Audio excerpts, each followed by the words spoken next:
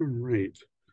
Well, it is 5:15, so let me just welcome everyone to this update on the Chapel Hill Crossing application. I just want to get some housekeeping items out of the way first to make sure everyone knows what this meeting is and what upcoming opportunities for any further engagement there might be around this project. So this meeting is an opportunity for the Chapel Hill Crossing development team to provide interested residents with a update on what their proposal looks like at this point in time. We will be opening up the meeting to anyone who'd like to speak following a presentation from the applicant team.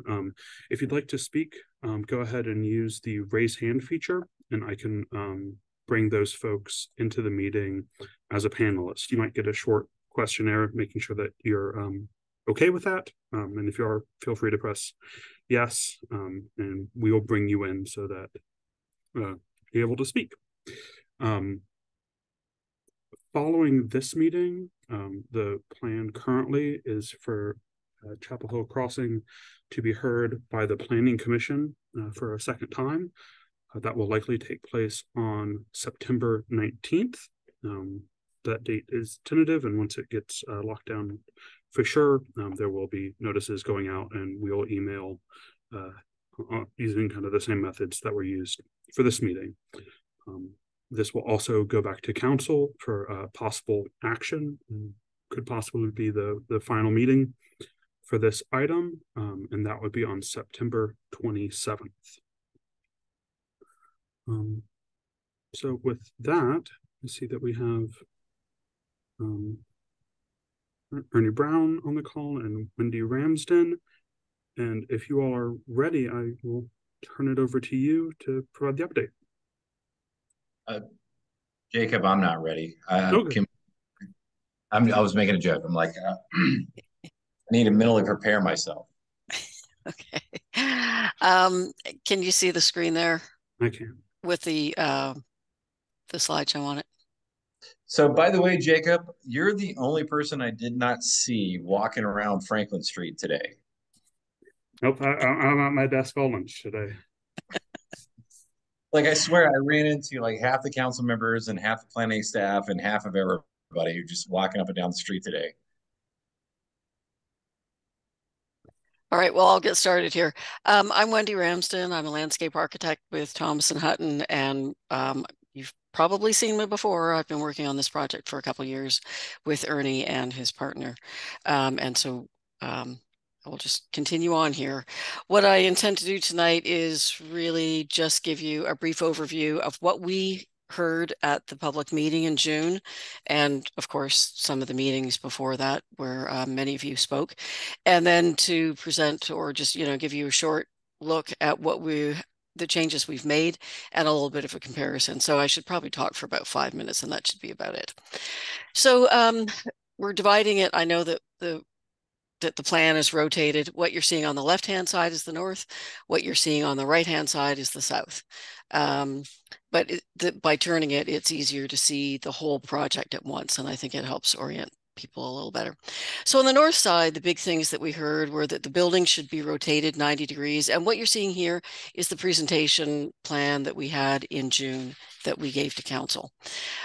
We were told at the time that they would like to see that north building rotated so that the street facade has more articulation, that they would like the Greenway Trail to be outside of the project. We had it sort of coming through our project and connecting to the street up here, and that they would like to see the scale reduced at the street facade. On the south side, we heard a lot more comments. I must say, I felt like the majority of them had to do with the apartment building, the 7-story apartment building. Certainly, a lot of people felt that the 400 residences, up to 400 new residences on that side of the street, was too much density, and that it would be better to develop the north side, which was actually in the Flume focus area, as opposed to keeping that much density on the south side. We all heard that the town would prefer to see more townhomes and cottages. They would like the stormwater mitigation to treat the 100-year storm event, not the regulated 25-year event. We certainly heard that everybody wanted sidewalk in the Pope Road right-of-way. And we heard that, that people just generally felt like we were asking for too many modifications to make the project work. Of course, we knew that the affordable housing offering was still going back and forth. And then, of course, we heard mixed reaction to the non-residential uses proposed. I felt like the majority of the neighbors didn't like the non-residential uses in here. And town council, some of them liked it. Some of them were neither here nor there on it. But anyway, what we have here is the plan that we are looking at now and that we are planning to present to council this fall, Planning Commission and council.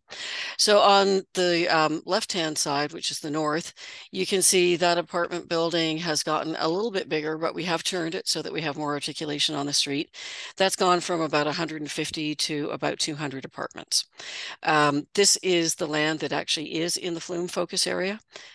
We have actually taken parking from about 200 to about 245 parking spaces, so the ratio is a little bit lower. And, we continue to offer the recreational amenities to the residents, and we are also not going to be intruding into this RCD. On the south side, which is probably what more people on tonight's call are interested in, you can see that we have replaced the apartment building with townhomes. So the other thing we've done here is we've taken out the non-residential uses. So at this point, we are looking to rezone from R1 to R6. So we're looking to rezone to a residential zone, not a mixed use zone. We now have between 100 and 135 residential units on the south side here with about 235 parking spaces. Now, the majority of the parking will be tucked under or in garages associated with the townhomes. There is a little bit of surface parking, but it's not in huge parking lots. Some of it is street side parking for guests or for second cars for the townhomes that only have one parking space. So what I'm going to do here is we're going to take a look at the north side specifically and then the south side specifically, so we can kind of compare what we did earlier in the year with what we're proposing now. So this is the original, well, not the original proposal, but what we took to council in the spring. And on the right-hand side, you can see what we are proposing to take now. So we did rotate the building. We have more space now at the front of the building for, some outdoor space for our residents. We've taken all the parking out of the front of the building. We had a little bit remnant before, but we've taken it all out of the front of the building. And we've actually increased the amount of parking under the building. The Greenway Trail, which used to come through the site, we now have moved. We do have the multimodal trail, the 10-foot wide trail that goes along in front of our site. But instead of bringing the Greenway Trail through, between the parking and the building, we are now pulling it along the edge of our property, and then we're swinging it down along the stream buffer so that we can provide a connection to whatever future development might happen to the west of us. And what we've done here, as I said a little earlier, is we have raised the number of units from about 150 to 199, 200 units. And what we've done there is basically transferred some of the density from this Hughes side or the south side to this area here. And the illustration below at the bottom of the page here, I know there had been some questions about what the architecture would look like. So we've had the architect work through and start to give us some renderings of what the architecture would look like on that apartment building.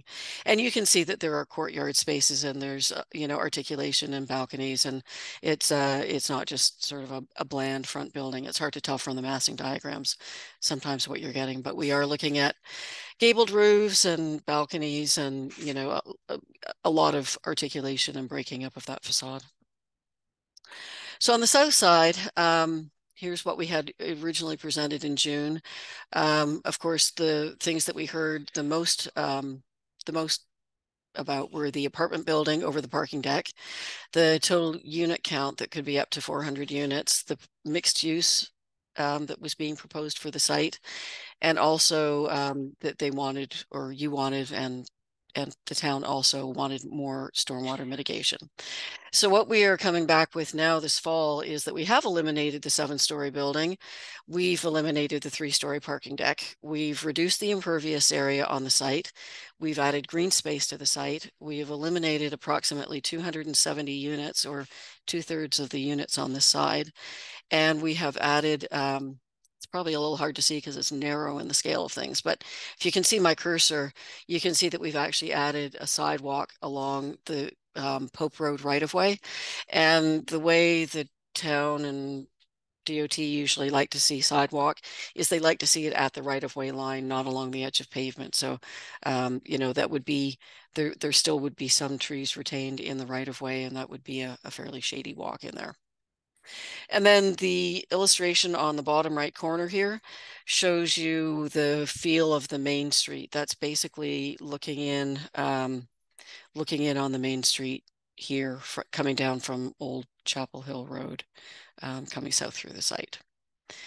And that is all I have to share. You know, a lot of the rest of the project is remaining the same, so I figured I would just highlight the differences, and then we'll open it to hearing comments from you all.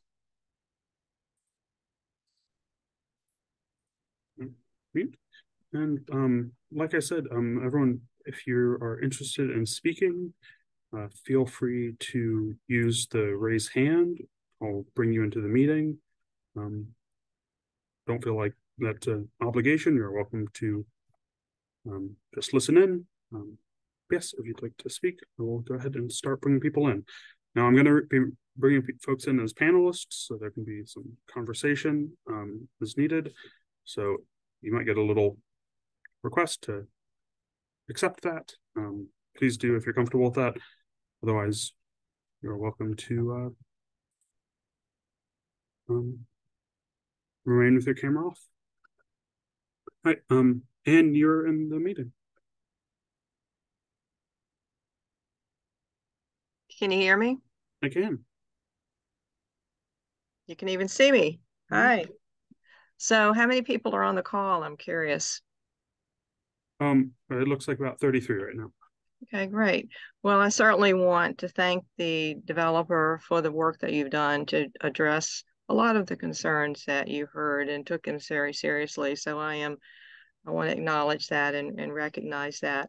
I think the issues from our community, and I'm from the Clark Lake area, so the density is always a biggie, and you've done a lot to address that. The stormwater continues to be a big concern, and I think others might ask some more specific questions about that. Have we done enough? Is the approach you've used going to be sufficient to bring that back into concern? And is there any more thing that we could do from an accountability standpoint, that if something awful happened in the future, you know, how it might be addressed? And that would be a topic of conversation, I think, for ongoing. So I wanted to say that. And I think also, as far as Pope Road goes, having that sidewalk along your property certainly is a nice start. But in terms of just if we have any ability to continue to weigh in, if you were able to bring that sidewalk down further down the street so that the traffic coming north on Pope Road would have more advantage, if you want to draw people in to use the facility and you want people to walk, if you have any ability to expand the Pope Road sidewalk to maybe down to Fountain Ridge. So that's just something to consider. So I think we were looking for, you know, a play area for kids. I'm not sure that's in there at this point, but again, I appreciate what you have done so far in trying to address these concerns. And I hope that you will continue to listen to any of the additional concerns that we raise, in the spirit of, we do want to find something that's a win-win for everybody. And we're not just trying to say no to anything. So that's my 2 cents worth, and I appreciate your listening.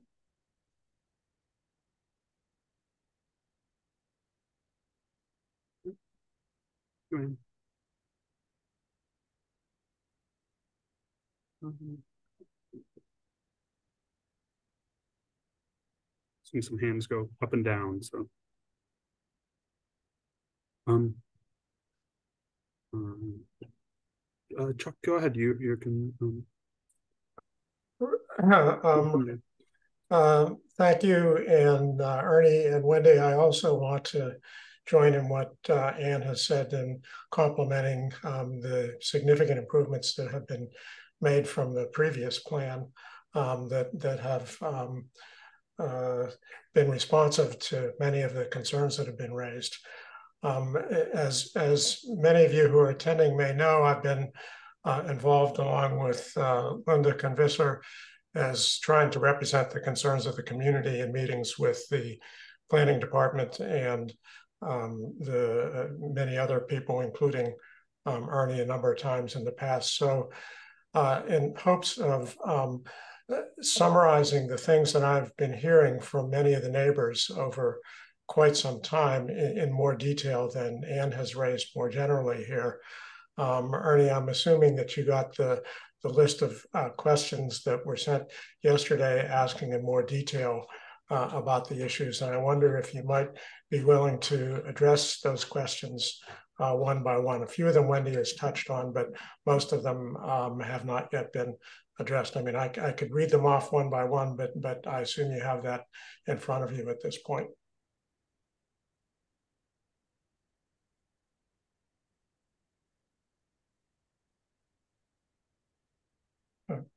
Wendy, do you want to take that? Because you actually had most of those pretty much answered.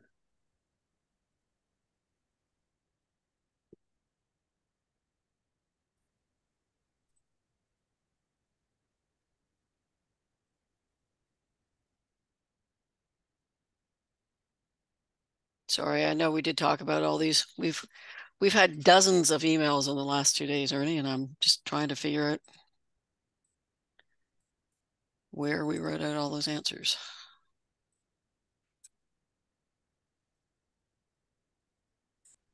Do you want to start with just tell me what the first one or two were, Chuck, and I'll yeah, I can go through them fairly quickly, I think, or maybe not. The first question we had, which is an important one, is we understand that in your discussions with the planning department, you'd indicated that on the Hughes Street site, these will all be for sale units there. Is that accurate? I don't think we indicated that they would all be for sale, and I think that hasn't been decided yet, but many of them will be for sale. Okay, so what we're hearing, the understanding of the planning department is not correct then from what you're saying here, that these will not all be totally for sale units there. Right. I think that what we are getting approval for right now is actually the design, not the ownership. Ernie, do you have any comment on that? I mean, Chuck, the intent is to sell all of these, but I think what Wendy's hesitant to say is, like, if you decided to buy one of these and turn it into a rental, we can't dictate that. I understand, but would they all be for sale units? Yes. Okay, good. And because we didn't see that in the written material that was submitted there, but I'm reassured to hear that will be the case there. There's a question about building heights on the Hughes Street site. They're listed as 4, 3, and 2 stories, although the elevations show the buildings as being maybe 10 feet higher than one would expect for that number of stories. And I'm just curious about, does that mean that those buildings would be higher because of underground parking beneath them? Is that what the case is? No.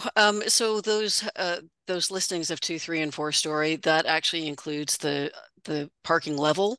In many cases, the parking is only half of the lower level. There is some living space on it as well.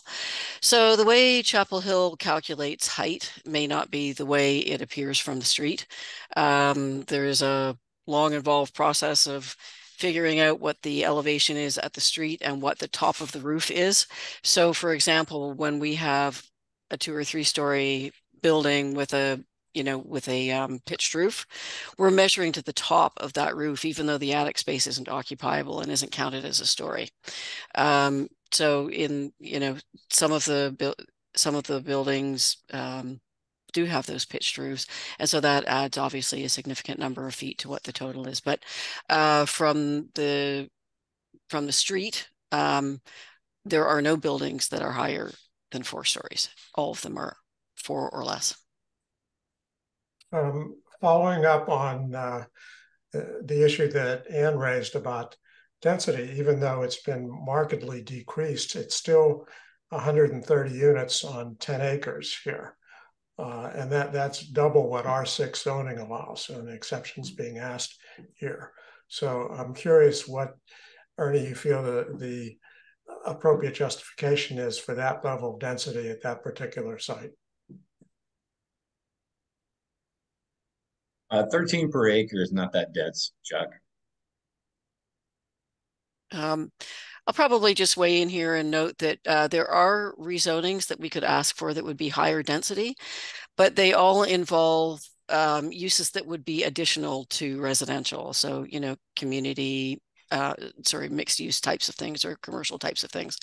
And what council has told us and what planning has told us is that they would prefer us to pick a rezoning that really reflects the use that we intend. And then ask for the modifications to density or heights or whatever is involved with that. But just to make it clear that, you know, these are multifamily and townhome type developments, they are residential. So that's what we're asking for, is a residential rezoning. The town is also in, you know, a state of having a shortage of housing. They are looking to get as much housing as they can. And the way to do that is to increase the density on the sites that are available. One of the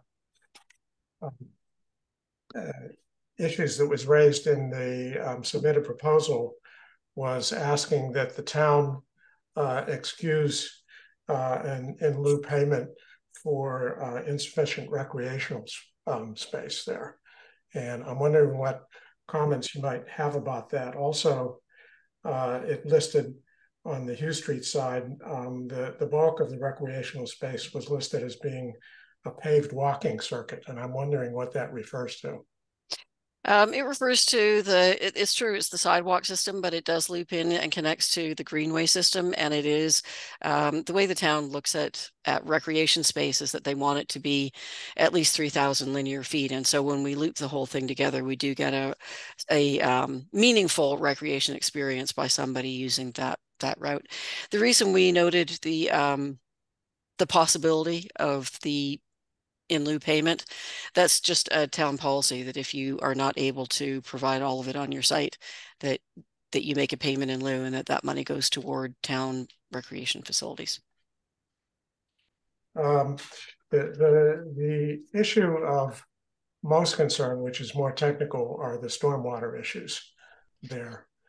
We've had several meetings with the town stormwater folks, and that actually seemed to raise more questions than not. We had asked if your stormwater person might be available for this meeting.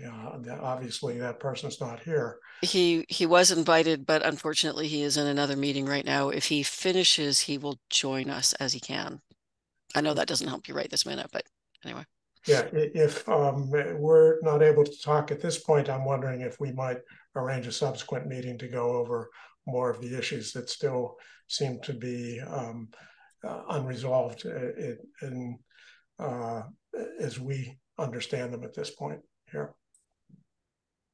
All right. Well, I'm not exactly sure what's unresolved. We are definitely doing a lot more than what the town would require from other projects, and you know, we'll obviously the whole system will have to be bonded, and there will be insurances, and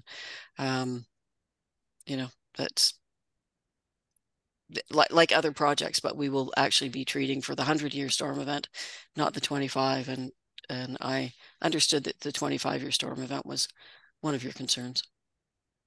Right. In reading through the report, it does not appear that there's data that reflects a 100-year system. That's one of the concerns that we had.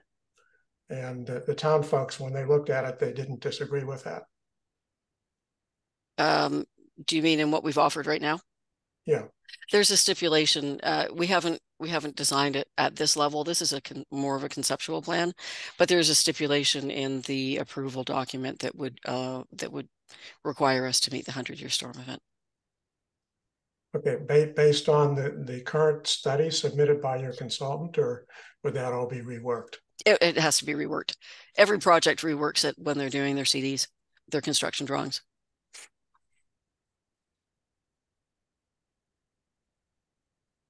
Okay, well, those were the main questions that I had. Thank you. Okay.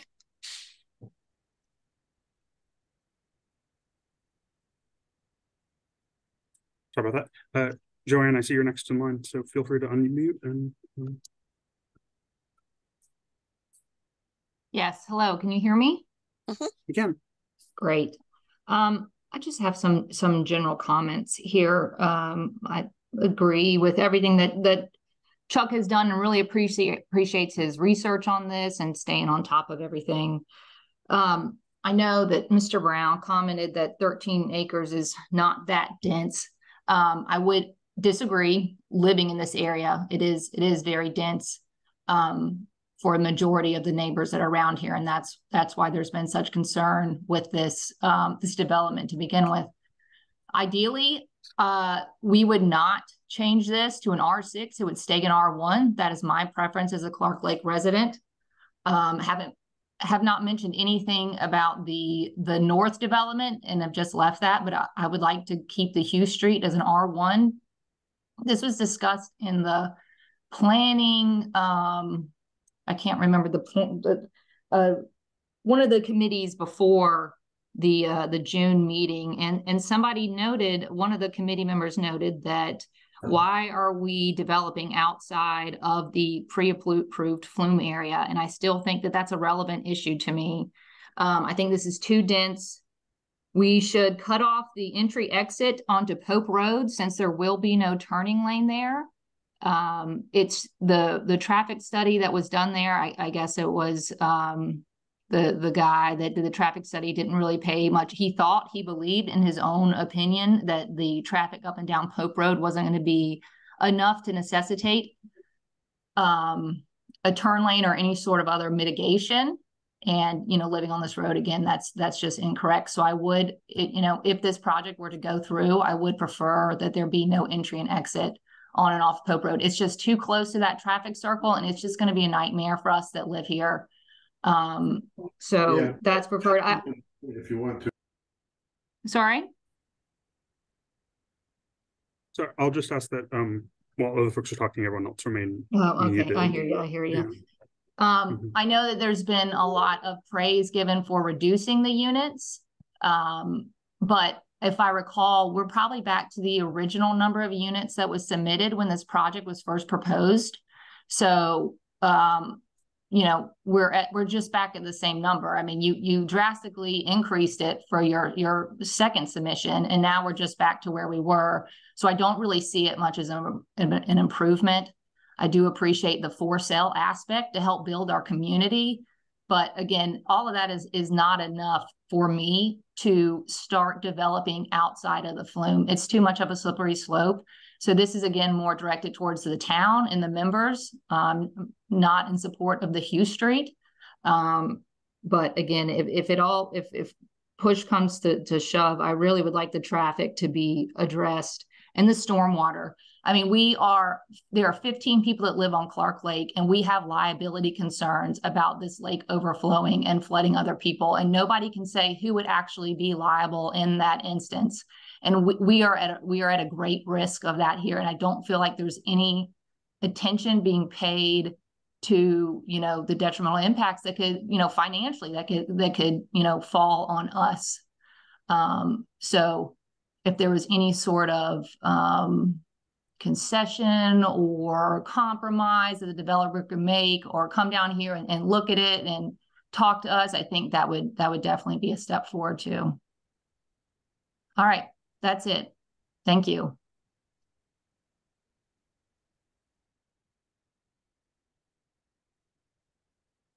Yeah, I think this can be a kind of roundtable answering questions, but I do think Jesse was the next one in. Feel free to unmute.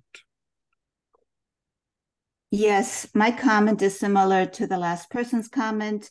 I was very concerned about the entry and exit onto Pope Road. We live in Stratford Glen, and the traffic circle has been a wonderful addition to this area.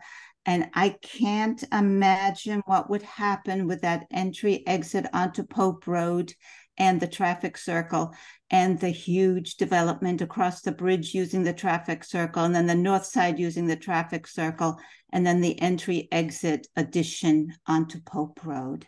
I just can't imagine what would happen. And just mention that the traffic on Pope Road has on increased Pope dramatically. Road, the traffic has increased dramatically in the last few weeks. More apartments have come on board, and it has become a major thoroughfare between Chapel Hill, Durham, and getting onto I-40. I see it as a potential big problem. Very concerning. And sign off. Thank you. Can you please address that?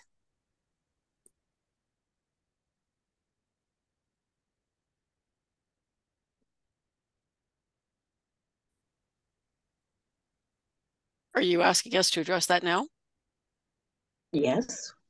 Yes, Uh, if you could comment on that. Are you aware of that? I Well, know that many all people I can say is the TIA, the traffic impact, is based on real-time traffic counts. And they do take into account all of the new developments that are coming on board from now through, well, everything that's on the books, really. So that is what we in the town and DOT go by, is what they anticipate the traffic to be. Do they refresh all those numbers, because it continues to increase almost daily? So what was taken maybe a month ago is no longer valid today.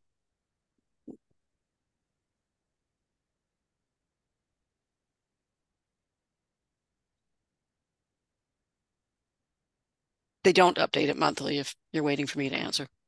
Yes, I was waiting for you to answer. Thank you. They don't update monthly, and I see that as a problem. Thank you. Thank you. I think Susan was next with the hand up.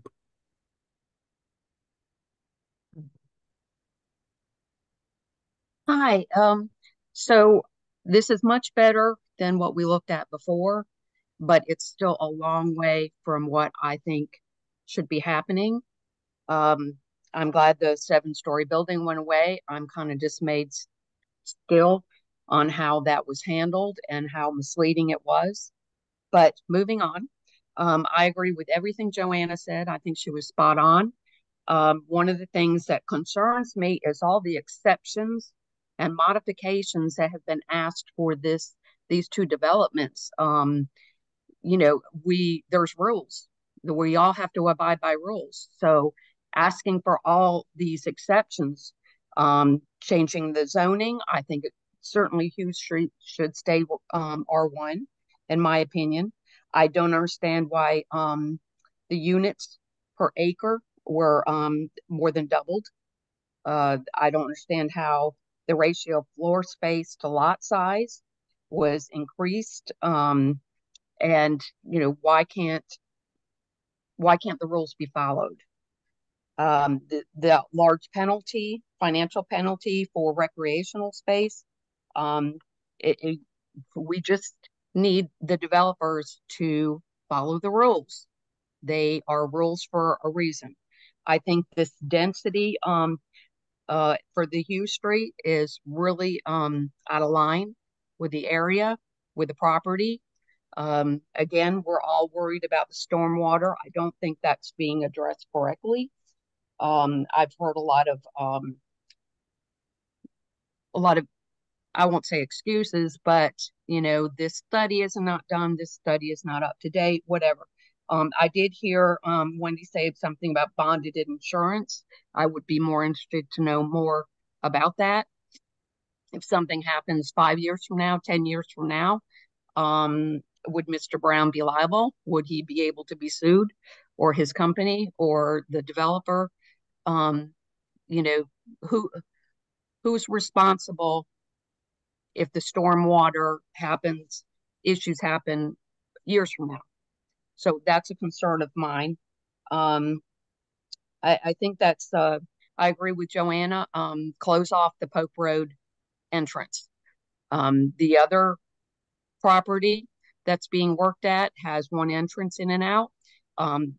Hughes Street property needs one entrance in and out, and the Pope Road entrance and exit needs to be closed off. I think that's certainly an answer to part of the problems we have with the Pope Road traffic.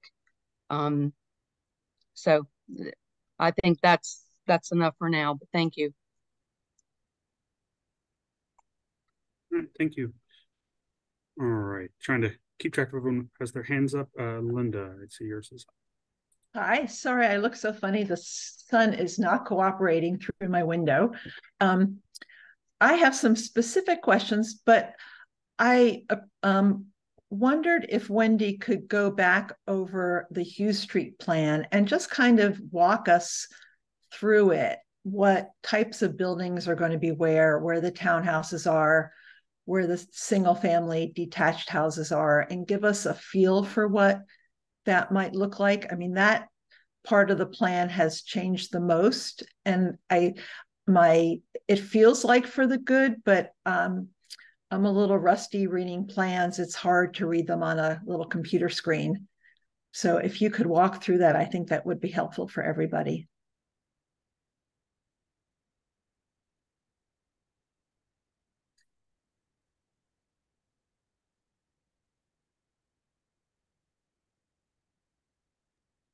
All right, are you able to see the screen? Can you see the plan? Okay. Mm-hmm. So coming in, this street hasn't changed really at all. These buildings here, the ones that are labeled B, the darker yellow ones, those are the 4-story townhomes. They're the ones with the ADU on the main floor, which could be used for, you know, a rental unit or for another generation of your family to live in, or for an office space for yourself or home occupation, that kind of thing. So that's what is lining the main street. These buildings here and these buildings here, those are townhomes. What you're seeing facing Pope Road are 3-story townhomes. So they are shorter. They still have the tuck under parking, which is accessible from the alleyway. And then they have a front facing of Pope Road. And that's going to be landscaped. And there's going to be, as well as the street sidewalk, there's an internal sidewalk for them to get between, you know, neighbors, or to be able to come into the main part of the development. The number C here that you see, those are also 3-story townhomes. Again, they don't have an ADU. They're just single occupancy. And then the lighter color, the D units that are in the corners and close to the single family homes adjacent, those are 2-story homes. Okay. So in some places, thank you for that. In some places, I saw that you referred to the parking underneath as tucked under, and in other places, some other word. Are there two different ways? Can you explain that? I've Sure. lost the term. That's okay. Yeah, no, that's fine. Some of the townhomes have an actual garage. You drive in, you close the door, it's a garage. Some of the townhomes have something called, you know, what we refer to as tuck under parking, where maybe the whole car doesn't fit underneath, but it's like a covered area that all or the majority of your car fits underneath. So it is your own dedicated parking spot. Yeah. Do you have any visuals of that? I've never seen, I don't think I've seen anything like that.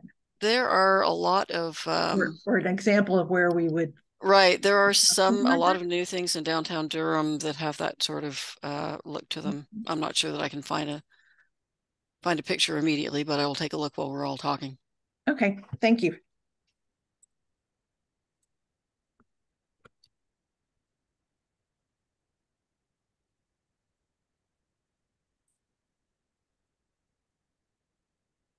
All right, just trying to go around. If I call on you and you've already spoken, feel free to let me know.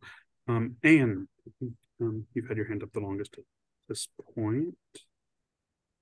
Okay, so I just wanted to reiterate a couple things, and I appreciate all the comments that with more detail that we've heard since I spoke at the beginning, but I just wanted to reiterate a couple of things as far as the traffic studies. This traffic study I read was done years ago. None of us can even remember when there's been a traffic study on Pope Road. So I don't know what data we're looking at, but what I read was totally unreasonable, that it was something like projected into 2028 that all the development that was going to happen was not going to have any impact. That's just not a reasonable thing to read. So I don't know. So that is something we really have to challenge and look at and understand the impact here. And I too think that closing off the entrance to Pope Road makes a whole lot of sense. But discarding the traffic impact as a whole is really not to anyone's advantage at this point. And so we need to be realistic about this. We need to look at these studies. We need to call them what they are and not pretend that they are legitimate or even reflect the current state, because I really don't believe that they do. And as far as the rezoning, I too don't understand why we're moving away from the flume, that if we work with R1 zoning, work for its maximum density, if we use the LUMO text that's been recently approved to allow duplexes in there, it would seem to me that you're still going to get a lot of density, but there's a reason these densities are set the way they are, because they are a concern about stormwater runoff and all the other infrastructure. They work hand in hand. So there's a reason these areas are zoned the way they are. And it's not a good idea for anyone to ignore those things. So while we are moving in the right direction, I just want to hope that we will continue to listen to these things and really work to solve these the existing issues that we still need to take a look at. So I wanted to reiterate those points.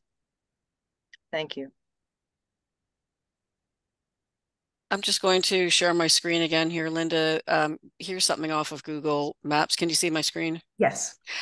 This is an example in downtown Durham. This is tighter than what ours will look like. We're not having it right up to the street like this, but you can see down below the parking that you come in, you drive in, there's no garage door there. The cars mostly fit under. If you have a small car, it will fit in. If you have a larger car, it may stick out the end. But the majority of your car is in off of the street and protected. Okay. So follow up to that. On the front elevation of the townhomes where there's either pull-in parking or tucked under parking, will that be at the front? So no, that's the back of the house. Okay. The front of the house and the front door faces the street. Great. Thank you very much. I'm glad to hear and the sidewalks. Yeah, appreciate that. All right. I think Debbie, you're up next.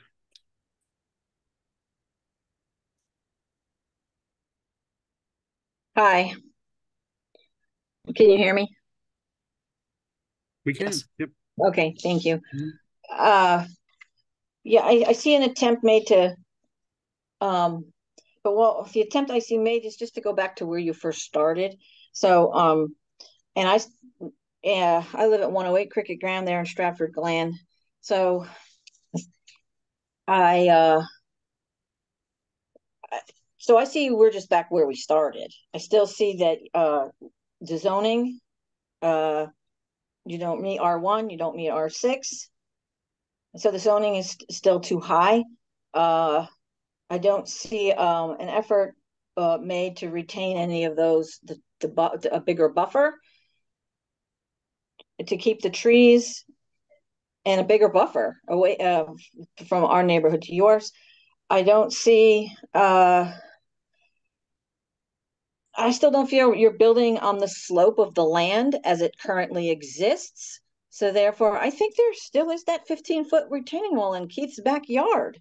So then goes into all the stormwater issues in the Clark Lake, and too much water, and dealing and not dealing with the fact that just all the rain that we just got, how much we're wet in that area. And just think that it's only going to be 100-year flood thing. I don't know. Some of the stuff you guys, you ignore so many things that are so important. In the heights of these buildings, our homes are either single story or 2 stories in an attic, and now you're still talking 3 stories in an attic and stuff underneath. It's still a lot of big stuff in there.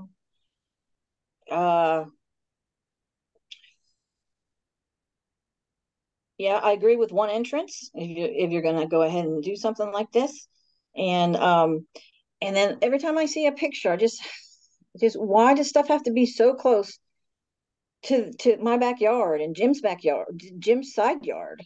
I mean, can we just have more? We need more space there. Why does parking have to be right there in my backyard and not keep those trees?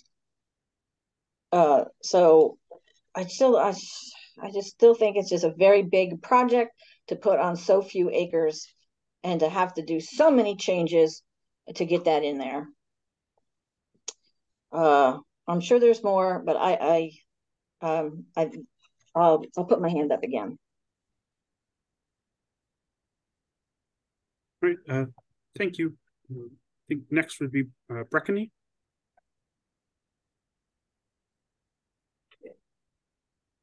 Takes me a second to get off mute. First off, I just really wanted to say that I'm extremely grateful for the conversation that we're having. Had we had the opportunity to have these similar discussions with places like the Hartley down the street and some of these other developments, I think that it would make the community feel a lot safer and really understand where you're trying to go. I also really wanted to commend some of the pictures that you're showing and the images and this the parking underneath the buildings. Like, that's beautiful. So I can really tell that you're really trying to get good design.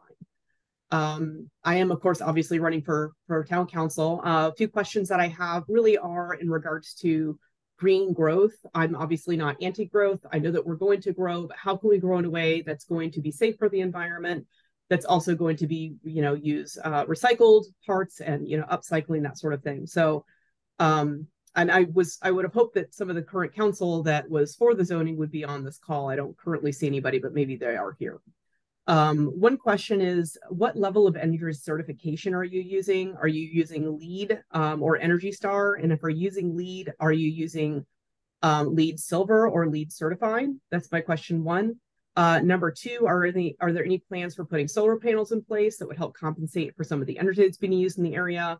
And I do see that there's a community garden, but are there plans as well for maybe some rooftop gardens and things like that, which would also help compensate for some of the rainwater that's being used by additional land being developed there? Thank you.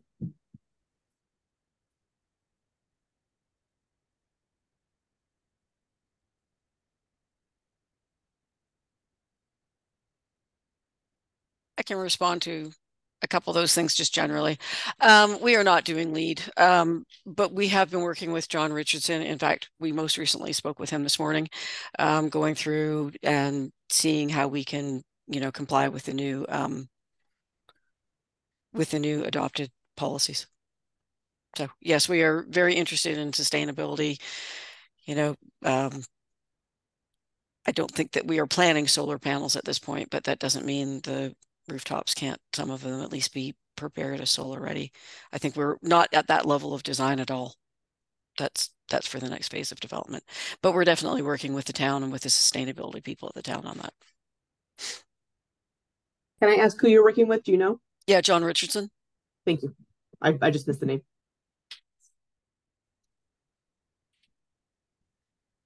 Back to you.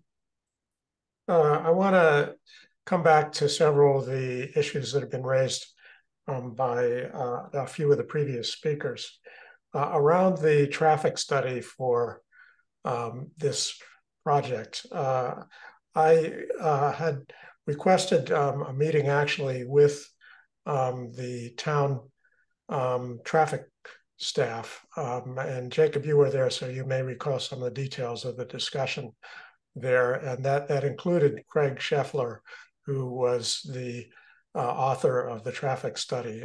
Now, I think I'm recalling correctly that the appropriate traffic study being referred to at this point was the one that was done for the previous version of Chapel Hill Crossing. That's the traffic study that is being looked at currently. I don't think there is a newer traffic study done since then. Am I correct or incorrect about that?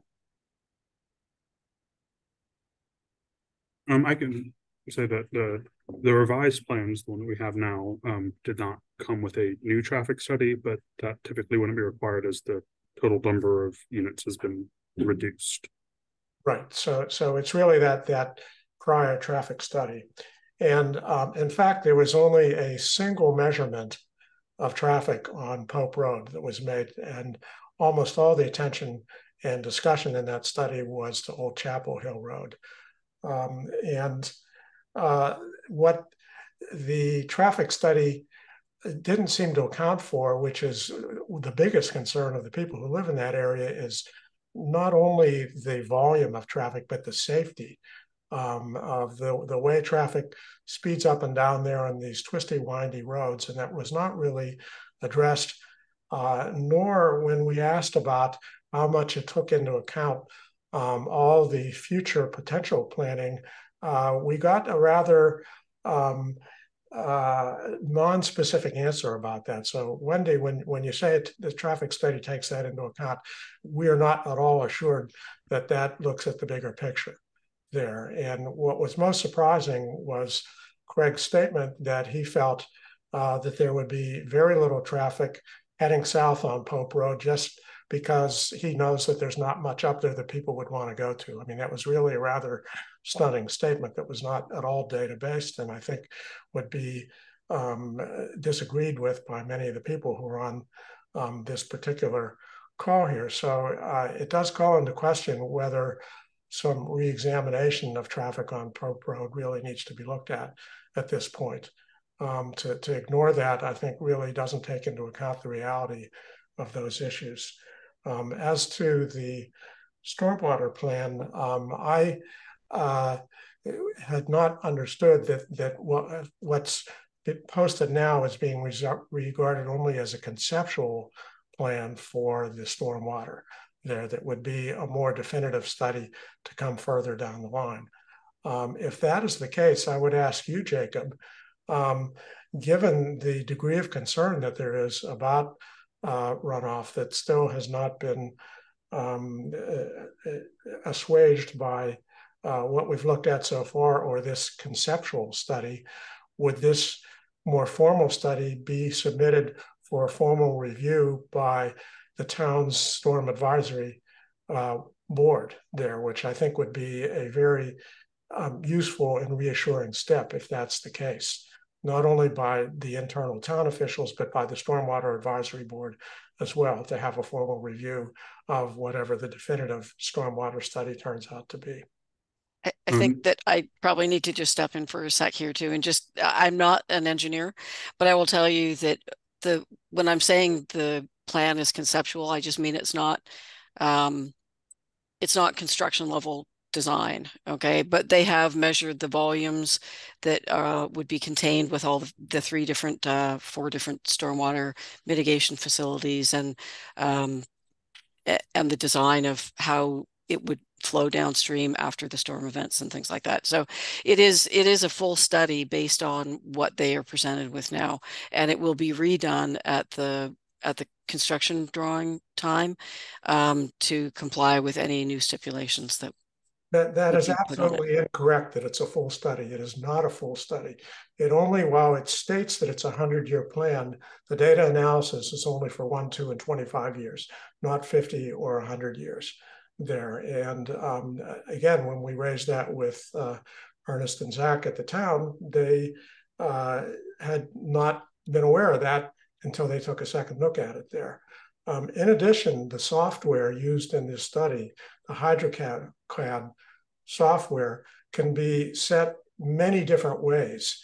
And none of those settings are put and delineated in the study, nor do they delineate what table of data was used, whether it reflects more current data or the very outdated data that tends to be used by NOAA and FEMA and other bodies there. And that has grave concerns and implications and really ought to be looked at more closely in more detail with the data that's actually being presented here, which is not presented in this current study from what we've looked at there. That's why we're asking for a more expert review by the Stormwater Board. You know, and the consequences of not doing that are the risk of, we already know flooding is a serious problem in that area, and there's some danger to the Clark Lake Dam there, which, if that should ever fail, would be catastrophic for the town there. So, you know, it's not a small issue that should be dismissed lightly here. Lastly, it's been commented several times that we're going back to where we started as far as density is concerned. That's actually not the case for the Hughes Street property, which initially, as a concept plan, was proposing 90 units.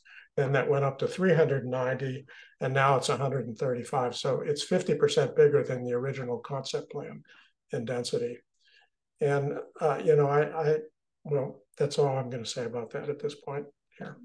Hughes Street, the concept plan was at 263, Chuck. Pardon me? The Hughes Street concept was around 263. Okay, well, maybe I'll have to go back and look at data because the number I have here is wrong. I could be incorrect about that. I apologize if that's the case.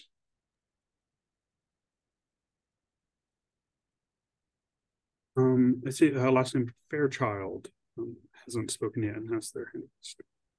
Hi, I'm Mookie Fairchild and I live on Clark Lake, and I'm going to chime in quickly on a subject that is generating a lot of discussion, and that is the traffic on Pope Road. So, having been a resident on Clark Lake now since 1992, I have been aware since I've moved here, when there was much less traffic, that it is used as a thoroughfare, or I should say as a shortcut perhaps, for lots and lots of people each way coming from Durham when they don't want to go through or on 15501 or on Old Chapel Hill Road. So what they do is they just turn and they go down Pope Road and consider it a shorter way with no lights. And they've done that ever since I've lived here. Now, obviously, there's a lot more traffic, and there's going to be a lot more traffic. And when the apartments, condos, whatever they are, that are filled a stone's throw from here in Durham are filled, that is going to just go up exponentially, because if I understand correctly, everything that I've been told, everybody wants to work in Chapel Hill. Now, I've actually sent a message to find out what exactly is the occupancy rate of all the new housing that is being built or is planned. And is that really true? Does everybody really want to live in Chapel Hill? Because that's why there is so much construction. That's why so many plans are being approved. And I don't know. But in any case, we know that when all of those apartments, condos are filled, a good number of them are going to start using this same route. As it is, that certainly is something I've noticed since '92, that a lot more people are using Pope Road. And I know that because I no longer, now that I'm retired, I no longer plan my doctor's appointments when I go to Duke during certain hours, because I will not get there on time. So I just want to point that out. This is not about the validity of the ancient traffic studies, but just to explain why it is that so many people use Pope Road. And it is to have an alternate way of avoiding lights on 15501 and now avoiding the traffic around Wegmans. So thank you.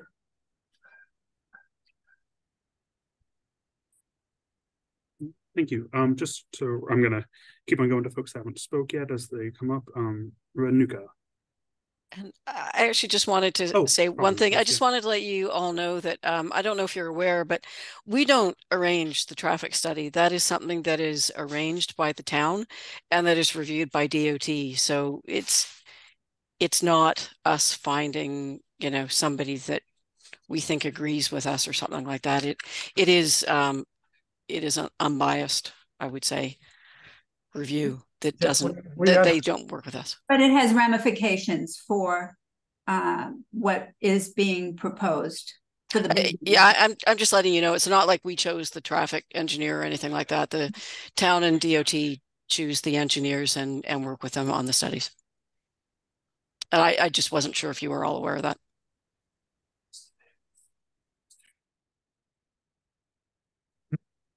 And this is Breckany. I'm sorry to just interrupt and be rude, but I just wanted to say that, and the town council should be part of these meetings to be responsible for helping you answer some of these questions, so you don't feel like you're having to bear the brunt of some of the challenges that we're addressing.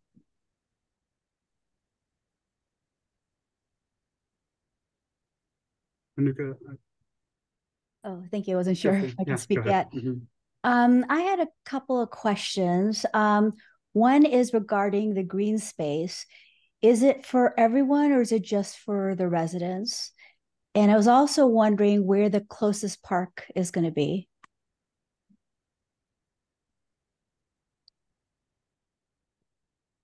The green space isn't fenced in and there's sidewalks to it. So anybody, I suppose, who wants to walk to it could. There will be a playground on site. Which anybody can use? It's not just for the residents? I assume so. I mean, again, it's not like it's locked or you don't need a key to get in or anything like that. It's available and accessible from the sidewalk in the public space.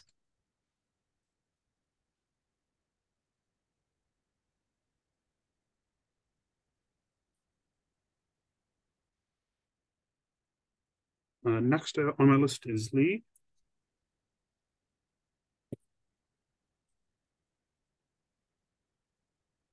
Hey, my name is Lee DeCord. I live in Pope's Crossing. I did have a quick question before I begin. I heard that you mentioned potentially a September 27th council meeting. Did you also mention a member or a meeting for September 14th? The two meetings that are currently anticipated for this item are a planning commission meeting on September 19th, and that would be at 7 p.m. in a virtual meeting. These are all when the agendas are published and there's a link to send folks to will be updated on the site that I put in the chat here. And then also a council meeting on September 27th. That will be in person at 7 p.m. at Town Hall. This was originally scheduled after its first hearing with council to return on the 13th, just because of the time staff needs to review and the changes to the plan that the applicant made. That wasn't going to be an attainable date. So on that date, there will be a short item that is essentially continuing this to another meeting.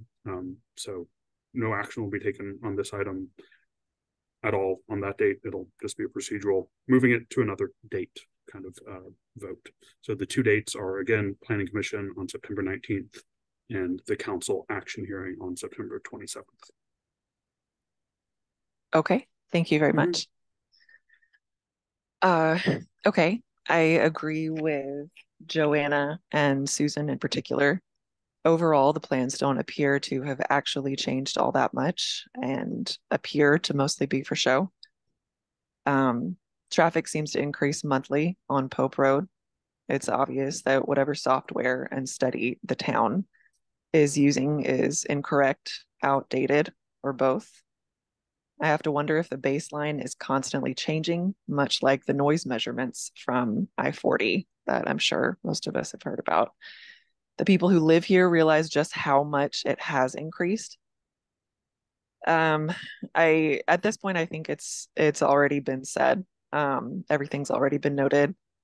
But I would like to say, between what I've mentioned already and the stormwater and the zoning and the height of the buildings, I think all of the discussion and the exceptions requested show that this development is a poor idea for the area. And in my opinion, it should not come to fruition. That's all. And Linda, your hand is up. Sure. I have 3 questions. First one is just a procedural one. I noticed, Jacob, when you were talking about the council date, you were very specific to describe it as I think you used the word action rather than legislative. Can you explain what that means in terms of when what might happen at that meeting and when they might take a vote? Yeah, this went off the top of my head. I don't have the exact date for when this first went to its legislative hearing. That was before the summer break. I know that there were many folks on this call in that meeting, and that was the legislative hearing for this item. This meeting, the Return to Planning Commission, are kind of information sessions for both, understanding that the change has been fairly substantial in response to council's comments, but there's no requirement for a new legislative hearing due to those changes. Does that mean that they won't take comment at the? No, they typically still take comment at the action meeting. And do you expect that they will vote that evening or put it off to a different? I know that you can't say for sure.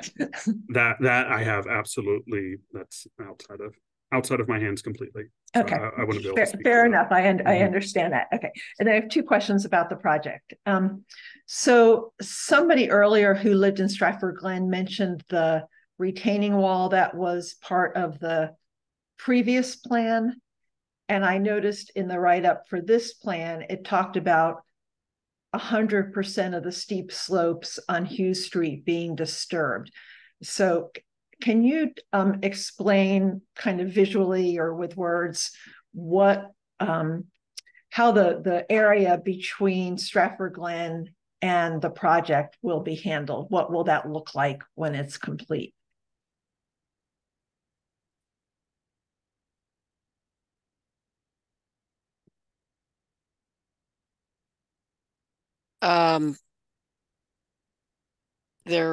There will be a pond on our side of the property line.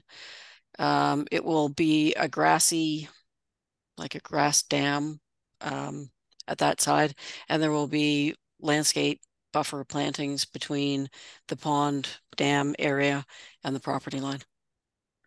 There's not a wall against that property line. But it's if I understand it's right, sloped. It'll be a slope. It'll be a slope. It'll be a slope. Will the slope be changed from what it is now? I expect it will be. At the very least, I think the slope is going to be. I'm not 100% sure. I'm thinking the slope is going to be moved back from the property line, but I'm not 100% sure. So I would just say that I know that that's a great concern for people who live in Stratford Glen, and for those of us who live on White Oak, it's a very particular concern. And if you could get specifics on how that is going to be handled and what the final treatment of it is likely to be, I think that would be a really great help. So that was one question. My last question is on the transit. I know the D-bus comes, we're the end of the line for the D-bus, and it circles around the traffic circle and heads back into town. So everybody who lives on the north or the south side can use the D-bus if they're going to Chapel Hill. But some people living there will probably be working in Durham or going there for entertainment. Can you fill me in on what the transit connections are between Chapel Hill and Durham along Old Chapel Hill Road now?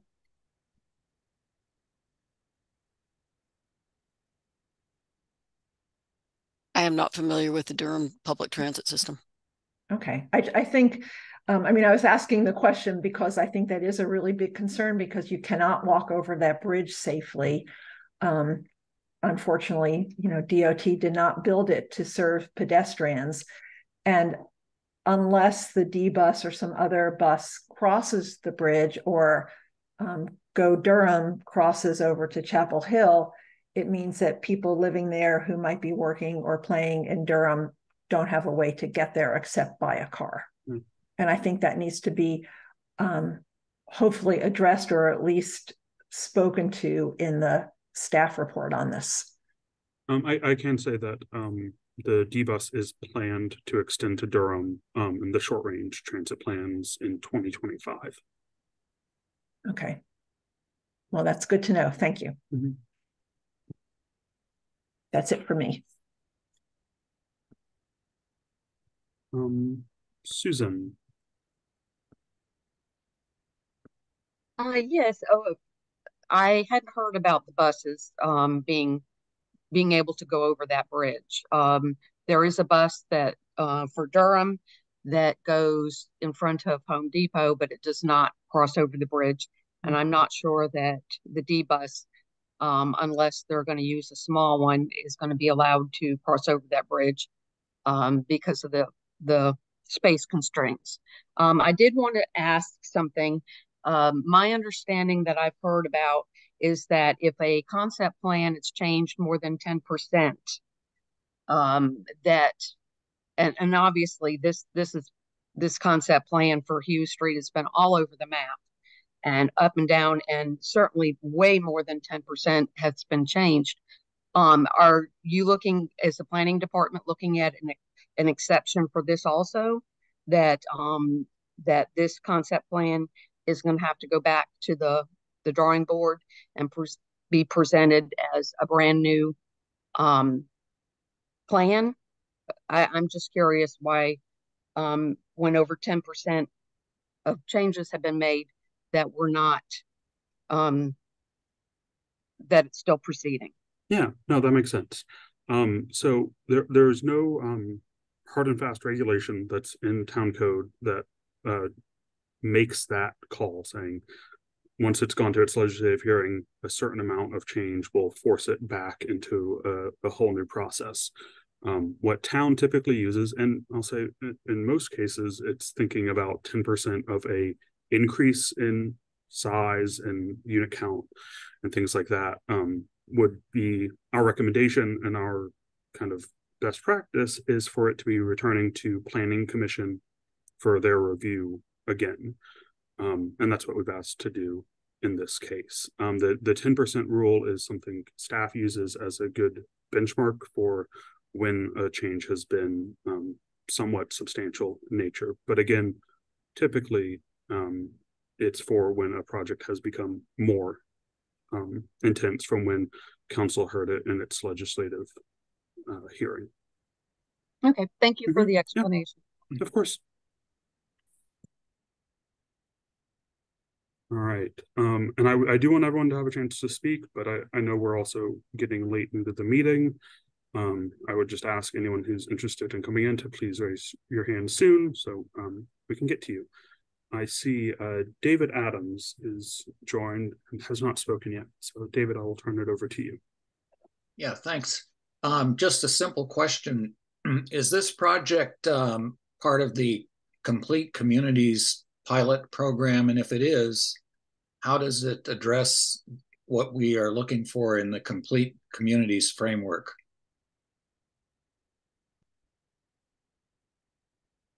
I can say that this is not part of the pilot. This is not a pilot project for that. In responding to how it meets Complete Communities, I'll let the applicant answer that if they'd like. But just to say it's not. Jacob, I have to disagree with that. It was designated as one of 2 pilot projects for the Complete Community project there. formally, and that was by vote of council. Well, Chuck, I'm happy to take that.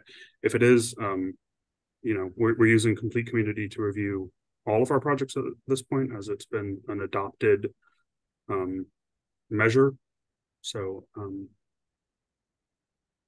yeah, Chuck, like I said, I definitely could be wrong about its pilot aspect, as it did come along around the same time that was adopted.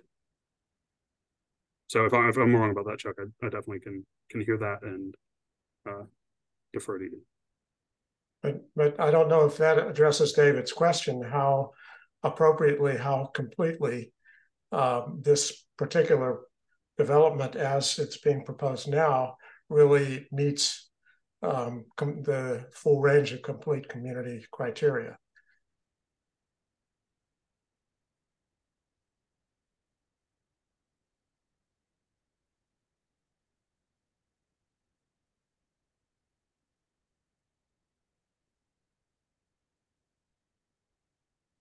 I would ask, where do you guys think that we're kind of failing on that? Because we have worked with the town significantly for the past 2 years on this and in their framework. So, I mean, I would ask kind of from y'all's standpoint, because at the open hearing, I heard very loud and clear that you guys weren't interested in the small retail. So what component are you thinking that we're failing at? It certainly meets some of the criteria, but the complete community criteria also stresses repeatedly a need for tree preservation, for enhancement of green space, for sufficient recreational space, and for being offering sensitivity to and amenities for the larger community there. And those are the areas where I think there are some questions to be asked about this particular project, particularly the green space there. Even though it's somewhat larger now than it was with the prior plan, it still looks like a rather small amount for 135 residences there. And if I'm not mistaken, there's an exception being asked from the town to the zoning requirements for floor space to lot size here, which I think highlights that. And also the lack of sufficient recreation space, which would require an in lieu payment there. All those speak to that issue. You know, that's a lot of people to pack into a small area there. And my understanding is this is going to be primarily, you know, clear cut to start. There will be a periphery of trees around the property line and some internally, but still not anything like the pictures that we saw in the presentations of complete communities. And Chuck, I think I just want to go back to our conversation from just a moment ago. I think we were both a little right here. I'm looking back, and the pilot project for this area that was approved was the Parkline long-term planning project that I think a few members from this team took part in, which includes this development, some of the White Oak, the Gateway projects that, you know, was part of a larger community outreach meeting. And I believe the main result of that was a drawing that talked about connectivity on that kind of north side of Old Chapel Hill and Old Durham Road. And I think that's kind of where we're both talking about how this both is and maybe not exactly one of the projects. This is the most major piece of that that's falling into place here. And it wasn't, I know that our urban planner had talked more about road connectivity, but that doesn't mean that there wasn't an intention as this part of the pilot project for all criteria to be met of complete communities, not just connectivity.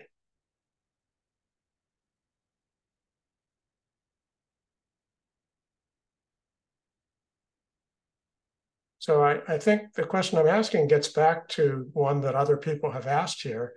Is the density that's being proposed here suitable for this site and appropriate? And should it exceed, well, I'll just leave it at that.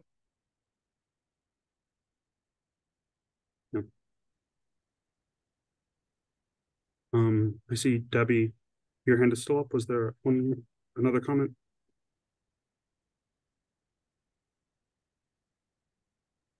Yes, another comment.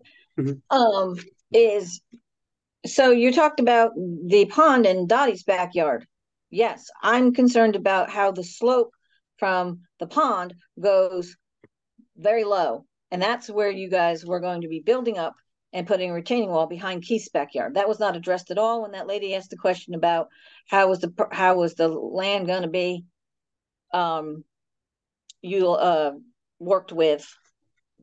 And there's a very, very large slope that comes out of that pond and down, and that's why Keith has had so many issues with during the rain and that in the pond, and that's why the Clark Lake people are concerned, because it all goes down into the creek that then feeds into Clark Lake.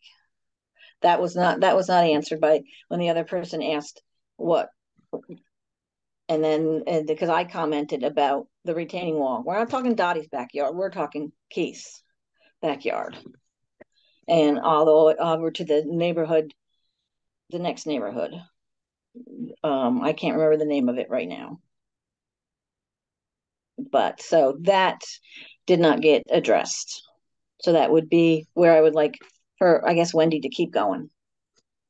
I mean, I can jump in. I think there may be the disconnect on this is the fact that the pond is there is not a stormwater pond. It is literally a farm pond that was just on the site. And so the issues that are happening because of that pond is not going to be the same as what we are proposing. We are proposing to redo a stormwater pond that will be in that general same area, but it's not the same pond that's currently there. And the current pond that's there has no stormwater management engineering to it. The pond that we're proposing will have 100-year stormwater management engineering to it. Okay, it doesn't stop the fact though that there's a big slope. And are you building on the terrain as it is, or are you leveling it out? That will all be handled during grading to make sure that the stormwater pond that is there will be at a level to handle 100-year stormwater. So you're okay. You're still dancing around the that big retaining wall that you've been wanting to build all this time. If you're not going to build to the slope of the land, then that is the issue. I feel a big issue that is where all the water runs. That there's a big gully. It all goes down to a big gully. If you're not going to build to the slope of the land, then you have to. There's got to be more preparation, understanding that there's a lot of water movement, and that's where it's all going. It's going into that creek, and that's where it's all going over to Clark Lake, and that's what everybody's so concerned about, and nobody seems to really be taking it seriously enough. I think we're rebuilding the slope is probably a better way to say it. We're not removing the slope. We're rebuilding the slope into a structural dam that is not a retaining wall. Okay, and so then will the hill still be there? Will the slope of the land still be the slope of the land? Or are you leveling? So that hasn't been. We're not leveling it out. The slope is still going to be sloped. It's just going to be disturbed and rebuilt. Okay. It's covered in bamboo right now, which is not very stable. What? Okay. All right. Yeah.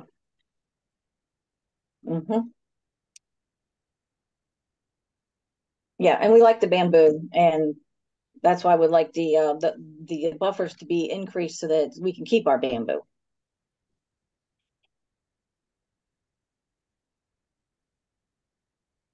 All right, folks. Well, the meeting's gone a little over time. Like I said, additional opportunities Planning Commission on September 19th and Council on September 27th. If you'd like to get in touch with me to make sure that you're included on any future emails about what's going on with this project, my email is jhunt@townofchapelhill.org. And thank you for coming out tonight. I hope everyone has a good evening. Thank you.